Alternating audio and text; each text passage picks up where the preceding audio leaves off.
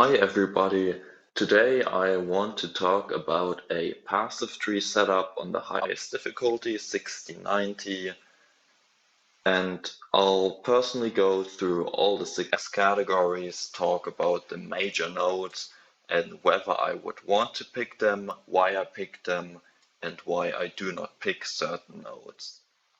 So we'll get started with the Yin Tree. In particular, this current setup is to maximize the action speed nodes you get. As you can see, all 3 nodes right here grant 5 action speed, these grant combo rate.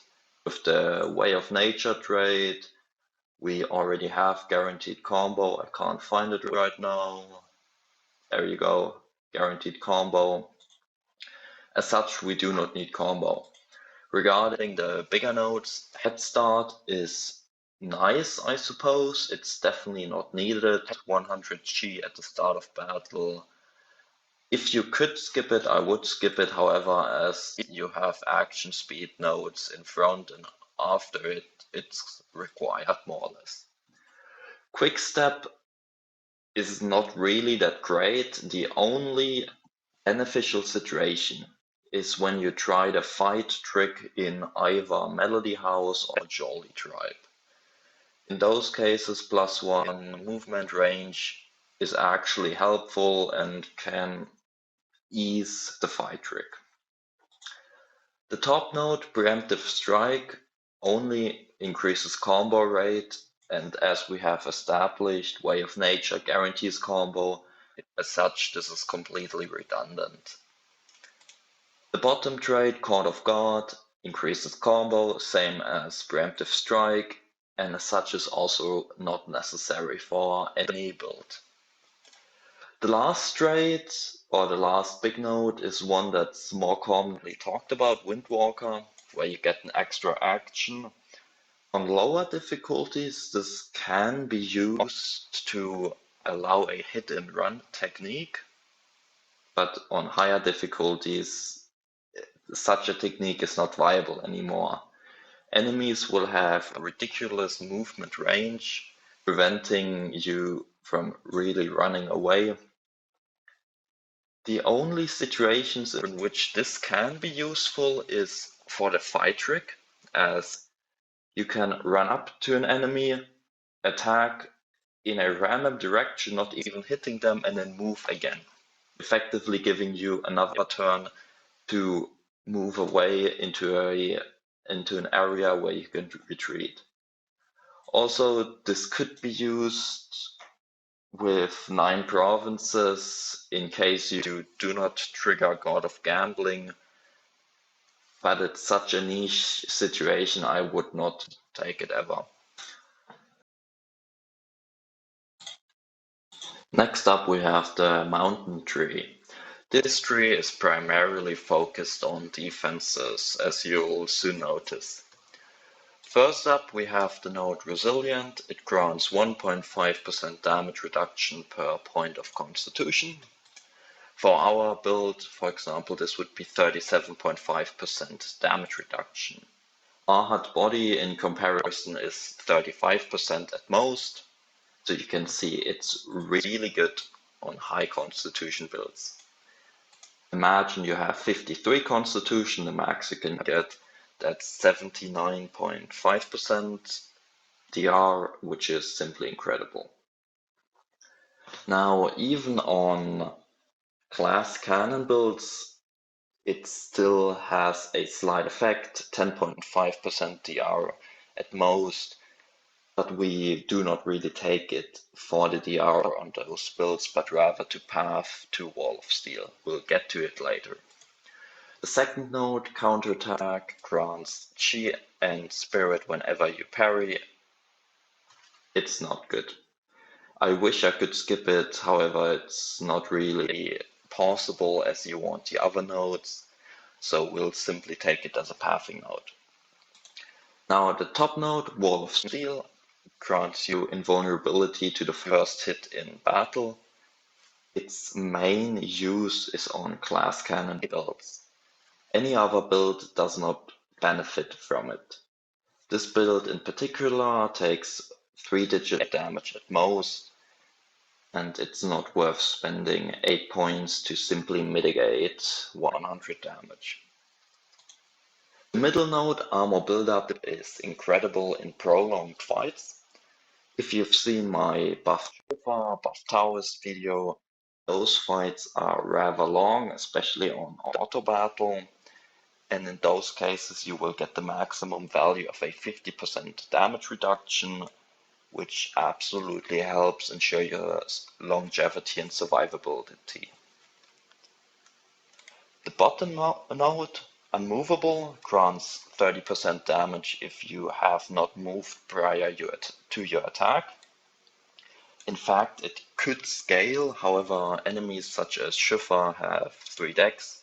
This requires you to have lower decks than the opponent, and our typical dex is at 16, so typically you will only get 30% damage out of it. Now the way we can obtain the 30% damage even with having moved in certain circumstances is by using throwables. Now why would you want to move? You have the Taoist guy with innate share from the forestry, which means you could kill yourself if you deal too much damage to him, so you do not want to be adjacent to him. As such, what you do is you first move your character, use your throwable. This throwable does not get 30% damage multiplier. Afterward, God of Gambling triggers, which grants you another turn. And if you do not move on this additional turn but instantly attack, then you get the 30% damage. There's God of Gambling.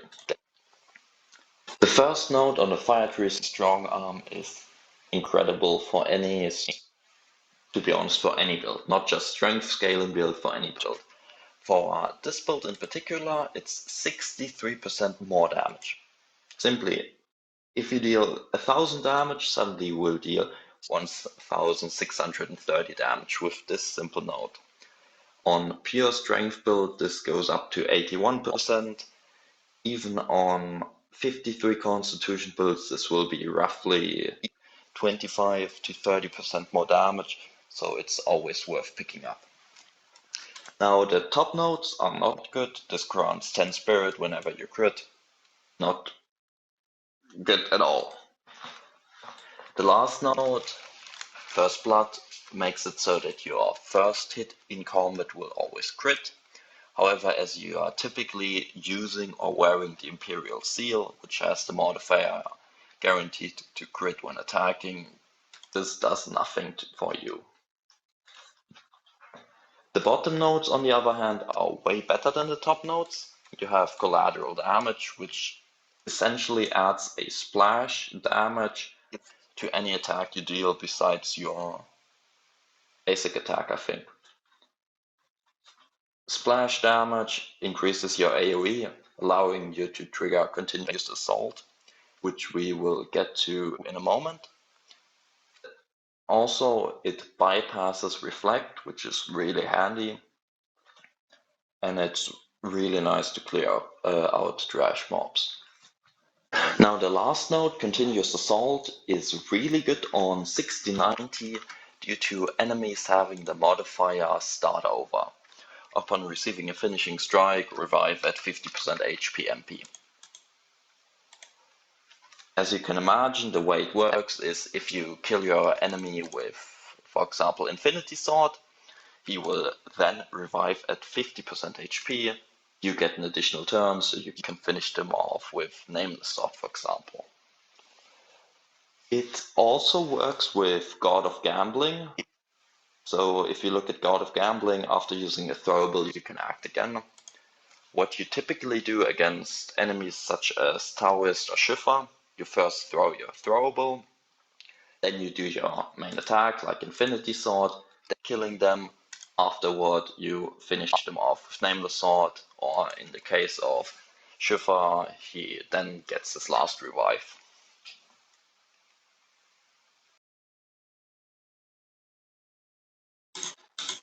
Next up we have the Forestry. While I have not spec'd into it with this current passive tree setup, it's still good nonetheless. The first node, I Truthfully, do not know what it exactly does. Does it reduce the attacker's crit chance, or does it reduce the attacker's crit damage? I do not know. Maybe we'd need to test it. If it's purely crit chance, it does not matter as you have Imperial Seal. Preventing crits, in case you did not know, parries prevent crits. At the same time, if it were to decrease the crit damage, it also does not matter as you have Imperial Seal, which prevents crits. So TLDR not needed, or break power is not needed. Next up, fast response. Whenever you get hit, increase your chi by 100. It's not needed. Now the single best node in this tree, damage transfer, also known as share. When you're standing adjacent to an enemy, if they attack you, they receive 40% of the damage, you receive 60% of the damage. It's really handy to, first of all, reduce the damage you take, and secondly, deal damage to them as well. Indomitable. Each time being attacked, gain spirit, gain chi. If you've noticed a trend, these are typically not very good. The top node. When attacked, there's a chance to reflect damage.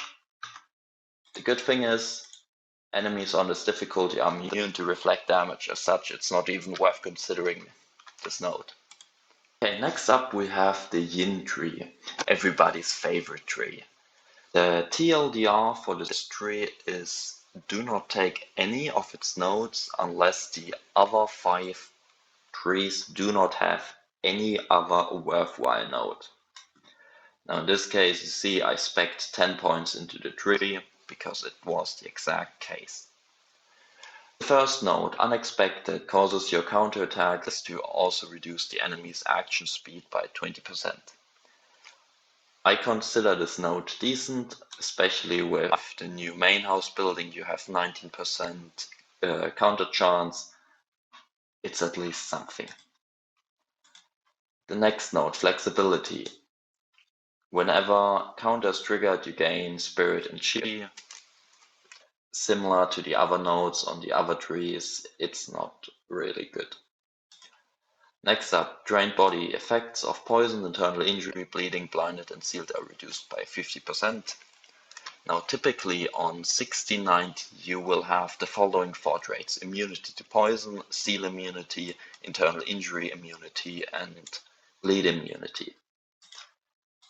As such, the only status effect affected by Drained Body would be blinded, and that's simply not worth taking the node for.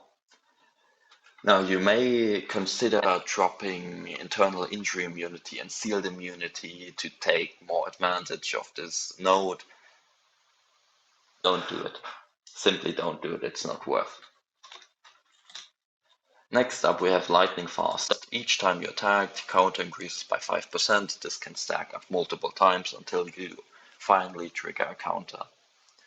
While it's cool in essence, it does not have a lot of applications. That's about it.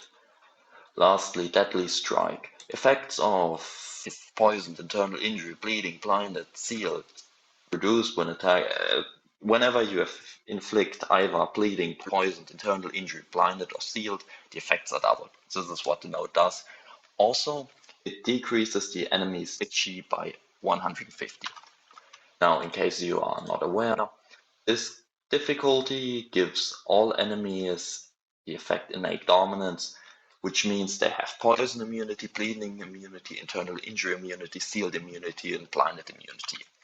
As such, all the effects this node is talking about doubling their effect, or doubling the effect of being applied, the enemies are immune to. Yeah. The only worthwhile consideration is reducing the enemy's chi by 150. This was used on a Dex sword build to further reduce the enemy's chi, but as the build has been kind of gutted, I cannot see any builds taking this node.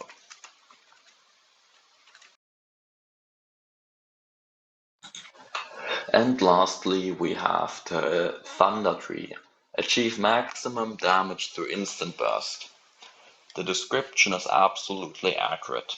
This tree, or in particular my current setup, is the highest damage multiplier on my current build.